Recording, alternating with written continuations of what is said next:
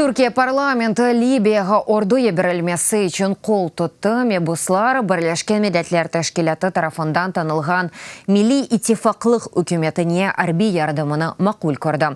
Ама Вашингтон бұл қарарының тенқит етті. Трамп қайдетті четелден кірішуп мемлекеттеки вазиятны тек мүшкілештірежек. Либияда Муаммар Каддафинын деврилеви ве өлдірілуінден чоқ İçki cenk devam etmekte.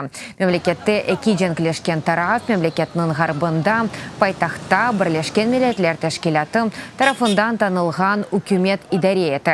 Şarkı taraf ise Marshal Halif Haftar komandanlığı aynısında silahlı müfrezeler. Erdoğan'ın bildirgenine göre Libya'nın şarkında Rusya'nın ücretli askerleri var.